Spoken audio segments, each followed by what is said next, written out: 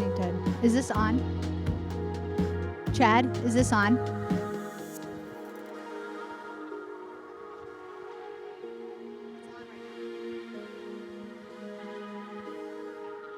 Is this on?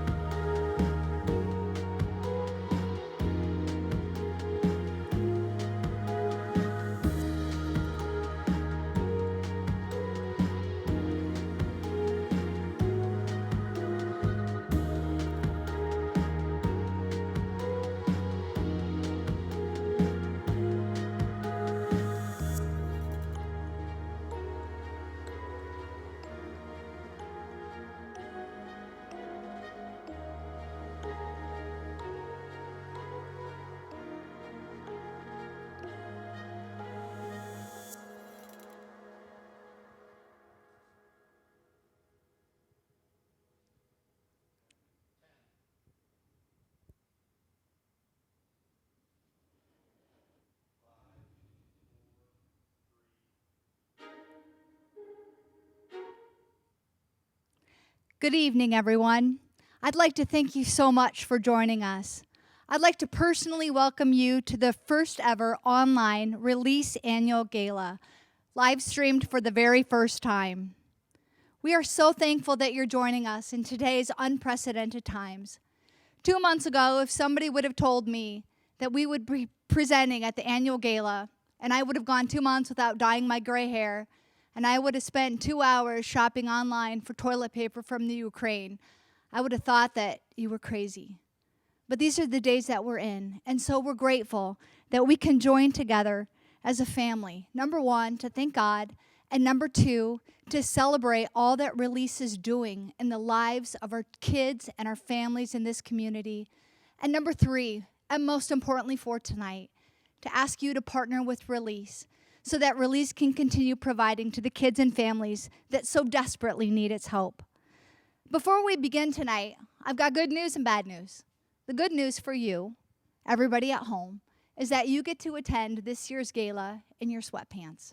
Something you've always wanted to do but never had the courage to do. And this night, for the first time ever, you can wear your sweatpants. The bad news, though, is that dinner's on you. So what I want you to do is I want you to sit back, grab your snacks, get a cozy seat, but most importantly, I want you to lean in. And the reason I want you to lean in is because tonight you get the opportunity to listen to transformative stories about how Release has really changed the lives of kids and families in our community. Tonight you're going to get the opportunity to step in and stand in the gap in a place where maybe somebody else wouldn't do. You get the opportunity to step in and make a difference for kids who so desperately need your help. So I want you to know we're all in this together. We're going to have a night of stories. We're going to have a night of fun. As you know, our online auction is now over. We're off to a great start already. Our goal tonight is to raise $85,000. And while I'd like to say that this is just some sort of arbitrary goal, that part is true. But what this really is, it's an $85,000 need. And so tonight we're going to ask throughout the evening that you pay attention to the donation slide that's on your screen and that you consider giving as you hear these stories of transformation by Release and everything that Release has done in our community. So without further ado, I would like to introduce Dave Martin, who is the president of our board of directors, and Dave is going to lead us in a prayer as we begin tonight's ceremony. Thank you, everyone. Thank you, Amy. I'm glad everyone was able to join us tonight. We're excited to have you be part of this, and we're excited to share with you the impact that Release is having in our community. Our first ever live streamed event, so we're all in this together, seeing how this is going to work. And while we want this evening to be enjoyable and energetic, and uplifting. We also want to just acknowledge the reality of the time that we're living in right now, an unprecedented time that is causing concern, fear, very real financial and health challenges for many people.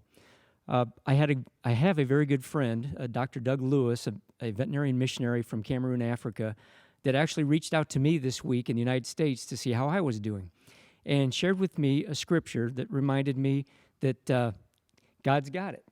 And it was 2 Timothy 1:7 that says, "For God has not given us a spirit of fear, but of power, of love, and of a sound mind." And what a great promise for us all to be hanging on to during times of uncertainty. So with that, Amy, I'd like to just open with a word of prayer for our community and for our time together this evening. So, dear Heavenly Father, we just come to you now, and as I've been reminded by a number of people this week that nothing is happening that's a surprise to you. But even so, Lord, we come to you and ask for prayers of protection for our family and friends that are involved in the health business, that are reaching out and taking care of those in need right now, Lord. Just protect them. We just ask for wisdom and discernment, Lord, for our government officials and community leaders that are making decisions daily that impact us all, Lord. Just be with them. Be with the families that are being very really impacted through financial challenges and health concerns and are fearful now, Lord. Just meet their needs where they are. Be with our release team as they continue to work and meet the needs of those that are hurting in the community, that are in crisis. Just put a hedge of protection around them, give them wisdom, Lord, and uplift their spirits as they're continuing to try and serve those in our community. And finally, Lord, we just ask for your blessing on everything that happens this evening, that it goes well, that the message is told, that people's hearts are touched by the impact that Release is having in our community. In all this we ask, Lord, in Christ's name, amen.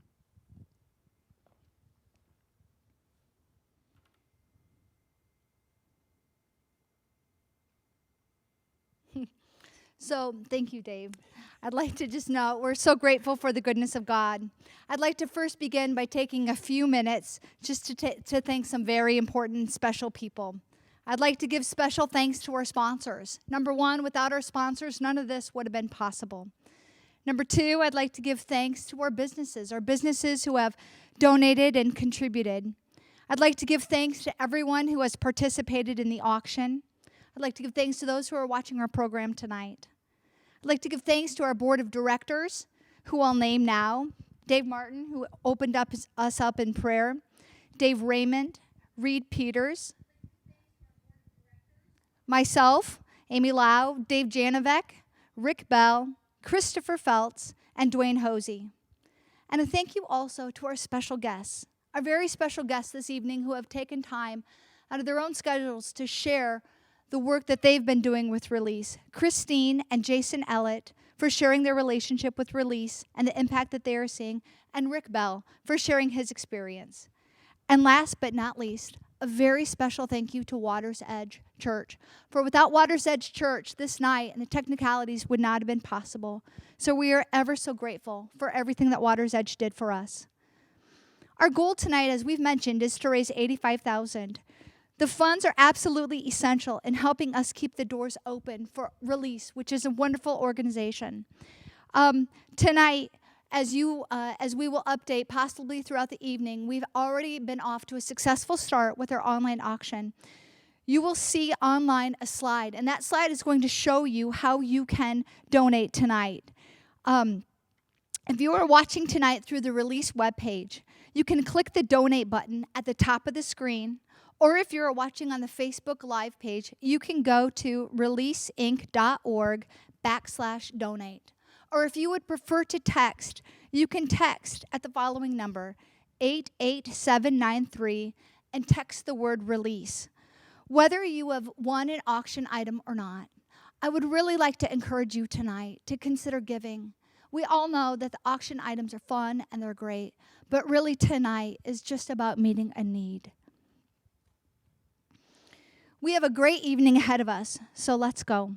I know that many of you are partners and have been longtime partners with Release, and some of you are new to Release. So you might be asking, what is Release, and what is Release all about? What I will tell you is that the first time I ever heard about Release, somebody said to me, Release works with the most at-risk kids in the community. They work with the kids that other organizations can't even work with. The broken, the hopeless, the helpless, those families who love their kids, but they don't have the skills that they need to help these kids get to where they want to go. So I said I wanted to check out the organization. I went and I started visiting with people who worked with Release, and I started seeing the work that they did in the community. And I knew that I was in all the way. I discovered that it is one of the most life-giving, love-filled, compassionate organizations that helps kids get to where they need to go.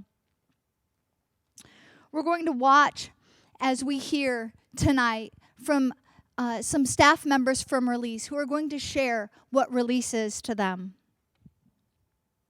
Release Ministries exists because there are youth and families out there that have been traumatized, youth and families that have been broken. Their lives are not safe and healthy, and they need a friend, they need an organization, they need people that can come in and walk with them and help them move into freedom.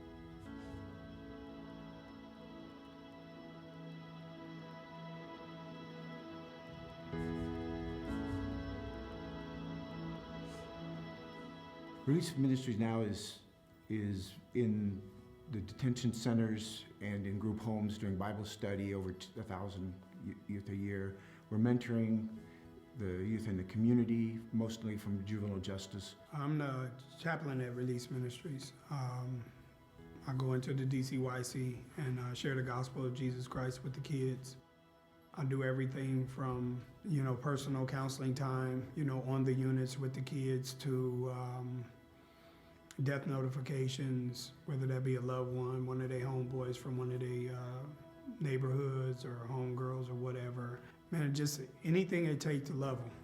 You name it, I'm there. It was always a vision of Release Ministries, Bill Ellett in particular, that we would have a mentoring program, because he recognized that once they get out, they need ongoing support. We're working with a new residential care with traumatized youth. It's a family-style environment, which first off is very different. We also have a therapeutic component, and so I work in the home, and we also work to get kids set up with outside therapists who can do more long-term work for them. We are working with almost 300 families now a year in home services and in parenting time to reunify and to strengthen the families. So a lot of CBI case work is working with the families, it's working with the system, it's kind of being a bridge back to allow everybody to get the things that they need. And finally, Release has foster care, which provides families for kids who really need it when they can't safely be with their own families. You're a Release Ministries foster parent, you are going to get a level of care and support and expertise to help you do the difficult job. I've seen what we're doing is important because we've gotten kids into foster care and gotten them home with their families, or taken kids that have been displaced from other homes and been able to show them love in ways that they haven't seen before. And that's why I came to Release.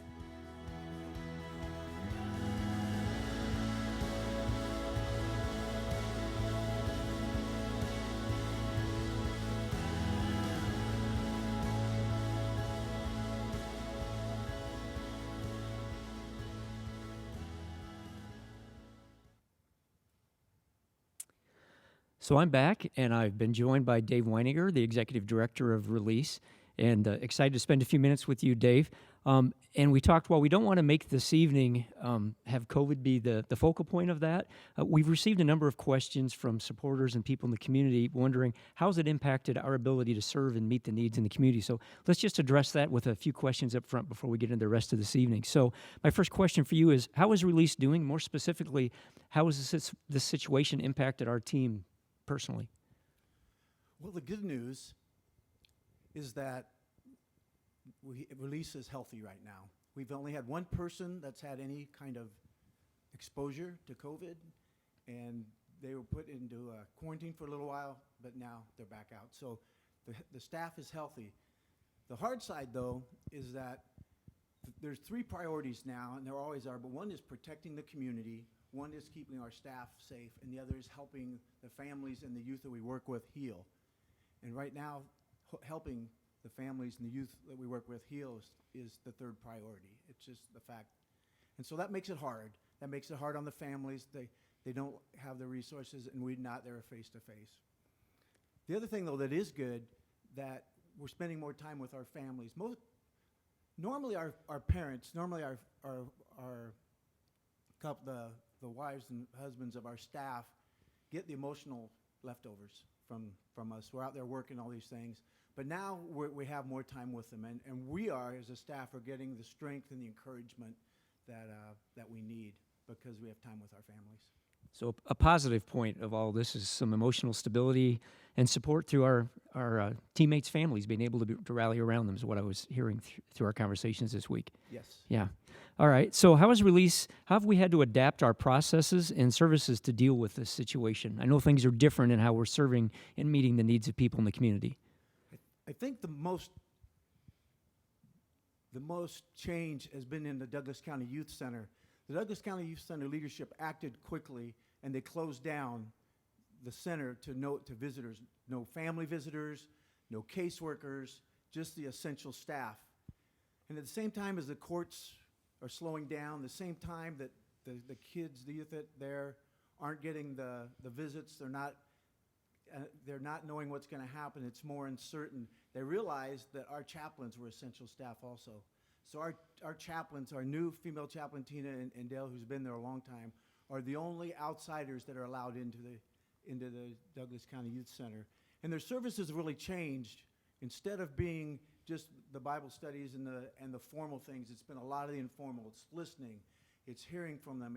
There's guidance that's going in there, but more than anything else, it's just encouraging them, letting them know how important they are, and letting them know that they care, and letting them know that this too shall pass. So what an incredible opportunity for our chaplains to be able to work with those kids when nobody else can get in there right now and have an impact on their lives. Yeah, I just think that we started there. I just think that Bill, our founder, we just he's so proud that 25 years later, we're essential staff and we're able to help those kids that we love so much. So what else are the staff seeing as they work with families on the front lines? What are they observing? Some of the families are doing well, but a lot of the families we work with are limited in resources. And because they're not able to go to work, because don't know what's happening in the cases, because they can't do some of the activities they needed to get their families back, and they can't visit with the kids, there's a sense of despair and loneliness that's in. And during that time, that's tough to be in the system. There's an oppression just part of being the system, of feeling you're always under the microscope. And they're not handling that well sometimes. And there's just a loneliness, and it leads to hopelessness and uncertainty that you just don't know what's going to happen. And there's some that relapse and go back to old ways that are going. And so we can't be there with them, but we're working hard to talk to them, but we just know that they're really struggling, and all we can do is call and help them, encourage them, let them know how much we care. So during this time specifically, what release programs are you most concerned about or threatened while the situation's going on in our country, and what is our greatest need right now? I'm concerned about foster care, and that might sound like an unusual answer, but foster care parents have such an important role in the situation in the youth services, and everything's upside down for them also. They're working from home, their kids are at home, the youth that they're working, their foster children can't see their families, can't go see their families, they're upset. And the number one thing that we have to keep them from experiencing, that we have to keep the foster parents from experiencing, is the hopelessness and just the isolation. There's a sense in the foster care world that as things break down, they just feel like on an island. And we cannot allow that to happen, because they're such an important resource. They're going to be part of really helping things at the end. And the number one reason the foster care parents leave and give up being foster care is because they feel like they're on an island, and the isolation that goes with that. So quickly to wrap this up, there will be life after COVID, right? What will that look like for Release? Can you tell us quickly what that would be like? When you think about Release, I want to just think that our job is helping really good people do hard things. And that the really good people, it can be getting over addictions. It can be reconciling with family members. It can be just a multitude of things. It can be staying out of jail for the young kids. But during this time, the difficulty that's going on, we're going to see more kids in the juvenile justice system. We're going to be more kids that have been taken from their homes, and we're going to just see more need for foster care. We're going to see more kids in temporary housing because we don't have that. And so it's going to be a lot of needs, and that's the downside. And I know this time I don't want to come off as just being really, really negative, but the upside is there's going to be an amazing amount of opportunities. We have a lot of opportunities to work in with the families. There'll be more time, more people to work with them. And so I think we will be there. We've been there for 25 years. We'll continue to be there. And I think through this tonight, that what we're doing tonight and the support that we get from the people that are watching, that we'll be able to have more people there and be with them for the long term to help the families become safe together, healthy and free. And I know one of the things we've talked about in the past is that opportunity being, one of them being around mentoring, and the big part that has in this program in reaching youth's lives. So we're going to take a couple minutes and watch a video that focuses on the mentoring program and talk specifically with a mentor and a mentee and the impact that's having in that young lady's life. Good. Didn't know what a mentor was at first, but do you go and play, or do you just like talk? We'll schedule once a week at least. Sometimes it'll be a short time, especially when school's in session. I'll pick her up from school. Sometimes we'll read a book together. Sometimes we'll do an activity like walking a dog. We play games a lot. We've gone to the zoo before. So just try to come up with different activities to get her out of the house. Spending her money on me for restaurants, even if I don't eat most of my food. In this day and age, time is so valuable, and sometimes we're a little intimidated to sign up for something else. But I just want to encourage anyone who's considering mentoring that just an hour a week can make a huge difference in a kid's life.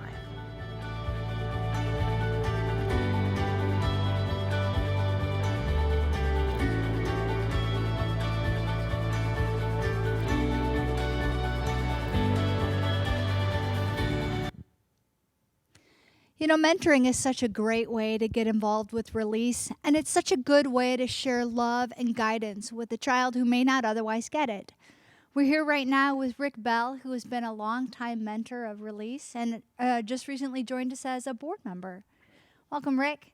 So how long have you been involved with Release? Well, I've been with Release 8 years, and as you just mentioned, I've recently become a member of the board. And how did you get involved with Release? Tell us a little bit about that. Well, it was, like I said, it was about 8 years ago, and I just happened to go to DCYC with a group from my church, and happened to have the unique opportunity to be introduced to Pastor Dale, and from there he basically roped me into becoming a mentor for Release. So it's been a very enjoyable relationship. Do you have any stories you'd like to share with us as far as your mentoring has been involved? Well, yes. Probably one that comes to mind is one mentee, one of my past mentees that I stay in contact with. We've been together probably about 11 years. At the time that we were matched, he was a sophomore in high school. Now he's served about 8 years in the Navy aboard an aircraft carrier. So every time he's in town, we get together and spend some time together. Another instance that comes to mind is about 3 years ago when I was on the East Coast in Virginia. He got word that I was somewhere in the area, so he spent about 2 hours traveling to where I was, and we basically spent pretty much the entire day together, and that meant the world to me that he valued our relationship so much that he was willing to spend the whole day with me. Currently, I have two mentoring matches. I have my own mentee, and then I just added another youth more recently. He was formerly being mentored by my best friend, Larry Shannon. Larry passed away last year, And I just saw how deeply affected this young person was by his passing. And I felt that it was my place to step in and be there for him. And since that time, we've formed a very close relationship. What I love hearing about what you've shared is just not only do you form these relationships and they're close, but they're long-standing relationships that can continue from childhood well into adulthood. And it sounds like you've been there for them even as your mentees have graduated on into being adults. Yes. We've talked a little bit about COVID-19 tonight. Has that impacted you as far as mentoring your the kids with Release? Yes. Well, one of my the mother of one of my mentees has lost her job, and so that has definitely affected their family. But the other thing that's happened is that now it's somewhat removed my mentee and myself's ability to connect one-on-one, personally connect. So that has been impacted as well, because that's something that we oftentimes look forward to doing. And whether it was just going to a Creighton basketball game or just grabbing a bite to eat, it's basically not allowed us to continue to build that trust that we feel is very necessary between us. I was able to attend a lot of my mentees' club football and basketball games, so that meant a lot to me, and he seemed to really appreciate me doing that. So we're continuing to connect with one another by phone, and we're looking forward to when we can get together again. We've talked a little bit tonight, too, about just God's grace and guidance and leading Release as Release helps kids at risk. Have you seen a spiritual impact on the kids that you've worked with through Release? Well, I feel that faith-based mentoring provides me the opportunity to start that conversation about what God has meant to my life and all the blessings that I've had. And it just provides that opportunity for some young people that I've seen to become interested in spiritual things, as well as some have even started a relationship with God. It also allows me to be able to answer any questions they might have about my faith, and be there to provide answers to questions that they may have had before but not had the opportunity to answer. Thank you, Rick. We really just appreciate the work that you do with Release, and we love having you as a board member now. Mentoring is such an important part for Release. We have another story that we're going to listen to next by by Tristan, one of our mentees. I don't know. I just did it a lot. I feel like there was like stuff I had to deal with before, and I just never dealt with it at all. My mom, she had stuff to worry about, and there was just a lot of drama before. Me and Tristan, we do all kinds of activities. Before I met Tristan, I don't think he's rode a go-kart. My dad was never around, so I got to hang out with somebody that I can talk to about that. So we've gone, fun go-kartings and, Papillion Days, Funplex, Val's Pumpkin Patch, you name it, the zoo, the wildlife safari. We've just done a bunch of fun things. Yeah, it's been a lot of fun, and just for him to show me that there's more to life than worrying, sadness. It means a lot to me. The second he gets in my car, we're talking about how's school going, how are things going, what's going on in life. The radio's not on. When he gets in my car, we sit down and we talk about life when we see each other. What's going on in your life? How can I help you? When I'm around my mentor, I can actually just be myself, and that just makes me feel like I can be myself around anybody and everybody. It's not just rewarding for one person, it's rewarding for both. To build that relationship with the youth is going to last a lifetime. Everybody should get a mentor. It's that awesome.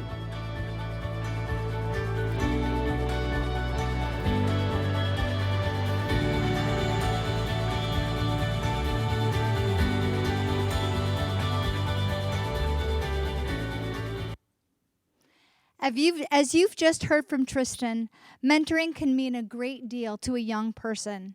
Students who meet regularly with their mentors are 52% less likely to skip a class, and 37% likely to not, they're 52% less likely than their peers to not skip a class, and they're 37% less likely to actually skip school that day. Right now, mentors are still connecting with their matches, and we still have 2 chaplains in the DCYC who are working with kids. Again, this is an unexpected privilege by Release, the Ministry of Release, because so many others are not able to go into the DCYC. These community matches also are continuing over phone calls and also with Skype. Tonight, the dollars raised are so important for Release because it goes straight to these programs that help fund things like mentoring. As we've mentioned earlier, our goal tonight is $85,000. It's not just our goal, but it's also our need. So you can see on the screen right now that there are different ways that you can connect and donate to Release. You can see that on the webpage, if you are looking at that now, you simply need to click the donate button on the top part of the screen. If you're joining us or watching us on the Facebook Live, you simply need to just go to releaseinc.org/donate. Or you can text the word release to the following number, 88793. We're asking that you help us hit our goals as we provide support and love, helping families to become safe, together, healthy, and free. Well, tonight I have the honor and the privilege of introducing a very special couple and special guests for Release. Tonight you'll hear from Christine and Jason Ellett. They're going to share their role with Release and the way that they've helped Release. How are you doing, Christine? Good. How and are you? Jason? Doing well, thank you. Well, good. Tell us, how did you get involved in Release? So you may or may not know Bill Ellett is my father, so I was involved with Release at the very beginning. But I took an active role when I was just into college in the early 90s. I met once a week with a boys' home. We met at a church, we'd play basketball together, and we would then have prayer afterwards. And I did that for a few years, and it was very rewarding for myself and hopefully for the kids that participated. And then, as a young man, I went off and I got married and started having a family of my own, so didn't have an active role at that point, but supported through golf outings and charities and that stuff. And then 2 years ago, we decided to get into foster care. So tell us, what led you to become foster parents? Well, ironically, Christ put this on both of our hearts independently.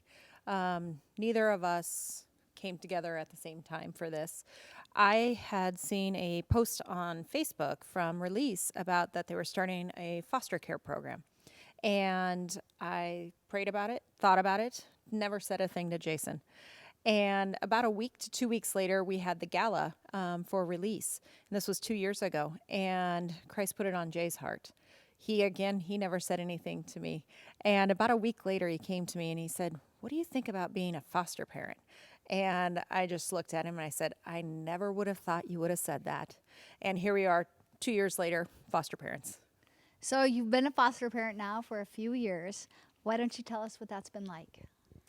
Well, I think, first of all, it's broken down some of our misconceptions.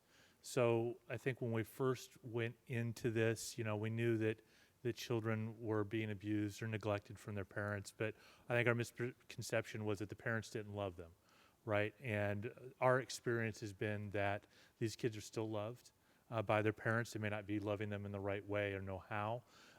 So that was eye-opening for us. The other thing is we get this question all the time when we tell people we're doing foster care, and they're like, "Well, what's wrong with the kids?" Like, there's nothing wrong with the kids. The kids aren't in this situation because of their own actions. They're there because of the actions of their parents. And then the last kind of a funny story. So when we started out in this adventure together, we had made a decision. We have 3 children of our own. We didn't want to have any children that were older than our oldest, who's a teenager, so we didn't want any teenagers. And then we didn't want any babies. We didn't want to change diapers again or do any of that stuff. So in the 2 years, we've had 7 kids. 2 of them have been teenagers. We've had a newborn that was, the mother came to us pregnant. And we have another newborn in our house now, and then we have a 3-year-old toddler. So out of 7, we've only had 2 that fit our criteria. That's absolutely amazing. In fact, I'm nervous just thinking about all those teenagers and toddlers and whatnot. What a blessing that you are on this organization and just on the kids. So we just thank you for that. You've mentioned along the way God laying certain things on your heart and the guidance that you've received. What kind of a spiritual impact have you seen in these kids' lives?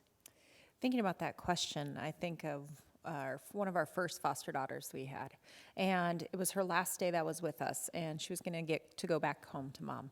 And I was sitting talking with her on the chair, and we were just talking, and I was talking about all the great things that had happened while she was with us, and I said, "What are you going to miss the most?" And she just looked at me, and she kind of got a little teary, and she said, "I'm going to miss going to church with you guys."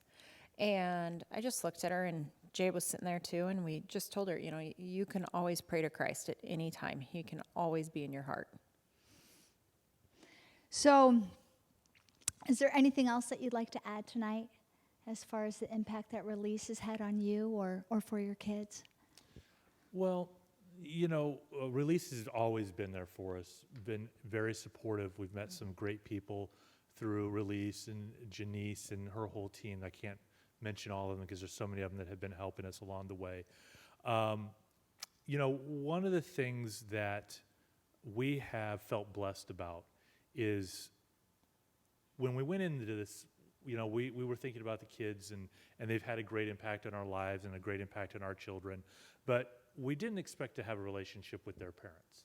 And nearly all of them, well, actually all of the kids, we've had a relationship with either a parent or a family member, which has made it easier for the kids. It's made it easier for us. So that has been a little unique that we didn't think about when we went into this. And then we've even had some relationships outside of that. We've had reunifications with parents, and we have been there to help them afterwards. I'll give you one quick story before we finish, but one of the little girls, it was actually the same little girl that wanted to pray, enjoyed going to church with us. Her mom was working, so she went home. Mom was working, and it was in the middle of the winter. We got a phone call, and Mom's like, "I don't have anywhere to go. I don't have anywhere to take my child. School's canceled. Can you help me out?" Absolutely. Bring her over. So she came over, spent the day with us, and Mom did this a couple of times, and we were happy that we were able to do this for her, and we even went out to dinner and some nights and went to ice cream. So, it's been nice to have that relationship outside of the foster care system. Well, Christine and Jason, we just want to thank you for all that you've done and for all of your work with Release Ministries. Thank you. Thank you. Tonight, more than anything, this is an essential night. This is an essential night asking for everything that Release needs. It's important tonight that you know that the needs for Release are $85,000. I want you to know that Release absolutely makes a difference in kids' lives. As you have heard this evening, Release works with at-risk kids and families in our community who need help. Families have fewer emergency backups in times like this. They don't have the backup resources that so many others do to get them by. And the needs that they had those needs before COVID-19, and they'll have those needs after COVID-19. As you can see, the work that Release is doing absolutely makes a difference. Every person who is watching online, and every person who has been listening, and every person who knows or doesn't know anything about Release has a really special opportunity tonight. And the opportunity that they have is to stand in the gap and to really just say that every single one of these kids are important. And it doesn't matter if you know them personally or if you've been involved, but what we can tell you is that the work that Release does is profound. And this is your opportunity tonight to really shine and to really stand in the gap for these kids and to make a difference.